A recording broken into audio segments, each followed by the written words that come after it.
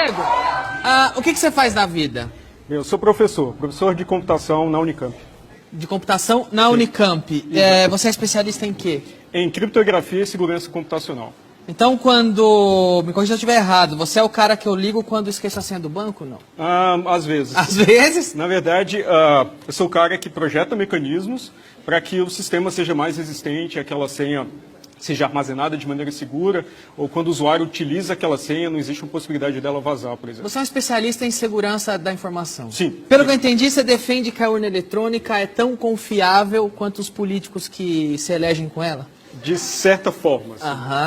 Para dar um pouco de contexto. No Brasil, a gente adota um sistema que é chamado na academia de primeira geração, porque ele depende do registro da contagem puramente eletrônica dos votos. A gente está depositando toda a confiança numa equipe de programadores que produz o sistema que faz parte da autoridade eleitoral, né? No caso o TSE. Todos os outros países que adotam um sistema de votação eletrônica, eles usam sistemas que produzem também um registro físico do voto, por exemplo, em papel.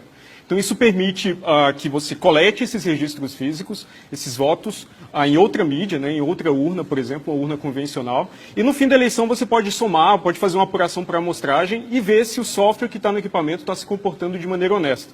Enquanto era professor da UNB, eu participei de um desses mecanismos de auditoria, foram testes organizados pelo próprio TSE, com uma série de restrições, então a gente tinha poucos dias, a gente teve poucas horas para ver o software de votação e a gente encontrou falhas fundamentais nos mecanismos de segurança desse sistema. Quais são as falhas que você encontrou na urna eletrônica? Certo, então as falhas tinham implicação tanto no sigilo do voto quanto na integridade dos resultados. Então, no Brasil, o sistema deve fornecer sigilo do voto. E é uma responsabilidade da autoridade eleitoral organizar eleições de maneira que o voto seja secreto. E fica fácil saber quem votou em quem pela urna eletrônica? O que nós descobrimos foi o seguinte, executamos um experimento, né? Primeiro tivemos acesso ao código-fonte da urna, né? Que é o que os programadores escrevem, buscamos nesse código-fonte vulnerabilidades muito bem conhecidas já na área, então conhecidas na época há 17 anos, e encontramos uma vulnerabilidade fundamental no único mecanismo que protegia o sigilo do voto. Vou explicar. Quando a gente vota na urna eletrônica, os votos não são armazenados na ordem que eles foram depositados. Então, a urna eletrônica vai armazenando os votos de maneira embaralhada. Exatamente quando a gente vota em papel e as cédulas vão caindo fora de ordem. Para embaralhar e manter o sigilo, você não sabe que o número 1 votou em X, o número 2 votou em X. Exato. Embaralha. Durante os testes, nós descobrimos que reverter esse embaralhamento era muito fácil e dependia apenas de informação pública. Então, a gente conseguiu fazer isso durante os testes, mesmo com todas as restrições, para uma eleição simulada lá, com até 950 votos. Você está me dizendo que não é nada difícil quebrar o sigilo de quem votou em quem? No sistema que nós, na versão do sistema que nós analisamos em 2012, era trivial descobrir em quem o primeiro eleitor votou, o segundo eleitor votou e assim por diante. Sem, no entanto, descobrir quem era o primeiro, o segundo e o terceiro eleitores. Mas essa informação, por exemplo, pode ser obtida por um mesário malicioso que monitora essa informação. Além disso, o sistema de votação também armazena a hora que cada pessoa votou. Então, se você quer, por exemplo, descobrir o voto de uma pessoa importante... Você lê o livro? Você, não no livro, mas em arquivos públicos também, então arquivos eletrônicos. Então, você consegue, pela hora que a pessoa votou, descobrir a posição dela na fila e recuperar com certeza matemática aquele voto específico. Então, é um voto, às vezes, de uma celebridade, de uma pessoa ilustre, um industrial. Por que a urna precisa registrar a hora que você foi votar? Eu não sei. Talvez eles queiram, por essa hora, monitorar quanto tempo, em média, cada eleitor demora votando. Mas daqui de onde eu estou, de leigo, me parece que é muito fácil tirar o horário do voto, por exemplo. Sim. E há 17 anos não tiraram. Então, daqui de onde eu estou, de leigo, me parece que é porque querem deixar uma brecha, um motivo existe para isso. E não me parece que é um bom motivo. É muito difícil separar malícia de incompetência nesses casos, né? Então, nesse caso, o que eu posso concluir é que essa informação não há necessidade, eu não vejo necessidade de registrar essa informação. Bem, era uma característica do sistema que nós observamos. E aí, malícia e incompetência, falou em coisa pública no Brasil, anda junto. Pois é. Adulterar voto é fácil ou difícil na urna eletrônica? O teste com sigilo do voto a gente pôde executar experimentalmente. Então, a gente simulou uma eleição, recuperou os votos em ordem e mostrou que era perfeitamente factível. Desculpa, só pontuando aqui, outro item. Sigilo, facílimo quebrar, segundo os testes. Sim, agora, demonstrado experimentalmente. Manipular o voto, alterar o resultado de uma eleição através da urna. Exato. Então, nós encontramos as condições que permitem a gente, tanto interno quanto externo, manipular o software que é executado nas urnas eletrônicas. Não necessariamente com intervenção manual em cada sistema, mas em alguns pontos, às vezes, que distribuem o software para várias urnas. Para quem mais leigo como eu, o que é um agente interno e o que é um agente externo? Um agente interno é alguém que trabalha na justiça eleitoral. Então, ele tem certa prerrogativa, certo privilégio de acesso ao sistema. Que seria, no caso, um infiltrado de um partido. Poderia ser, sim. Ou do governo, ou de outro partido, que um agente malicioso e tem acesso privilegiado, por exemplo. E o externo? O externo seria alguém que, às vezes, ele pode ter sido um ex-programador, um ex-funcionário da justiça eleitoral, mas ele é financiado por um partido político e não está dentro da justiça eleitoral. Ele é da máquina ou do governo ou de outro partido? Não, é do TSE? É um autônomo. Alguém que pode ser pago para fraudar uma eleição. Então, basicamente, o que protege o software de votação, que é instalado nas urnas, país afora, é uma chave criptográfica, é um segredo.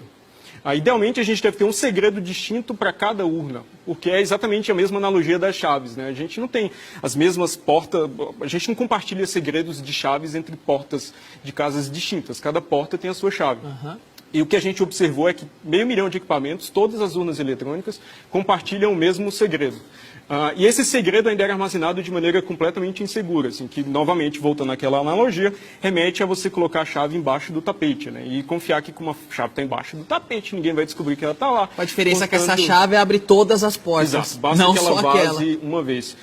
E foi curioso, porque quando essa informação se tornou pública, o TSE publicamente defendeu isso com uma decisão de projeto que fazia sentido.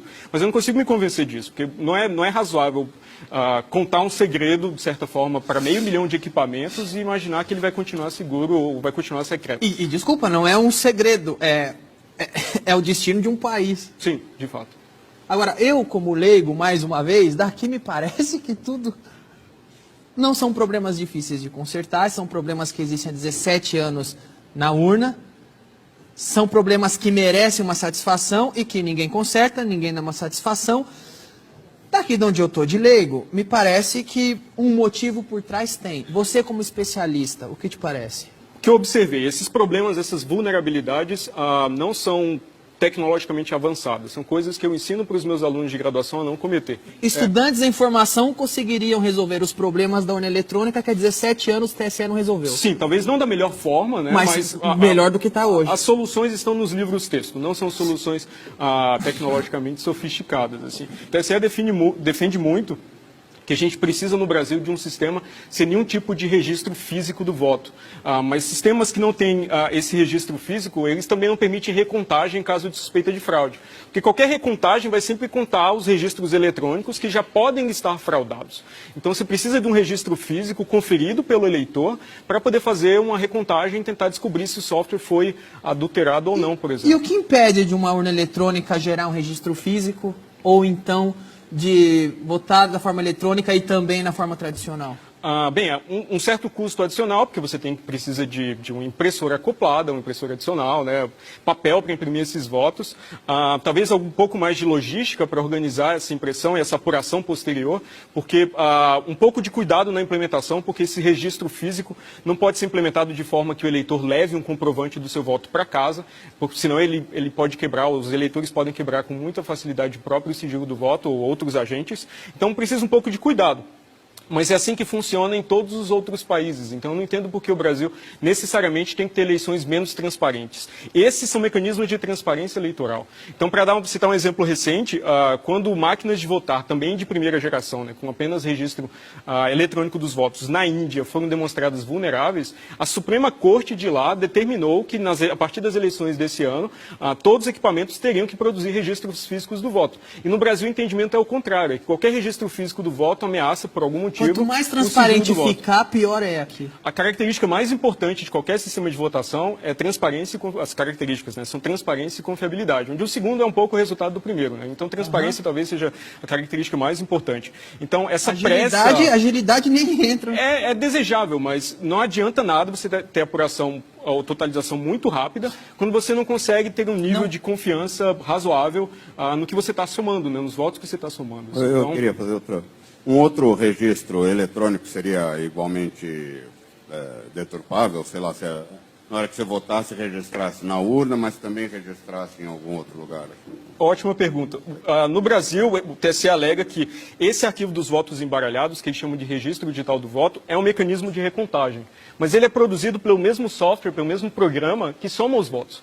Então, se o atacante toma, o adversário, o fraudador, né, toma controle do software que conta os votos, ele também produz um registro dos votos embaralhados que é compatível com aquela contagem. Então, você precisa de uma outra mídia, de fato, até para aumentar o custo de ataque, porque agora o atacante, o fraudador, tem que manipular de maneira compatível vários registros e também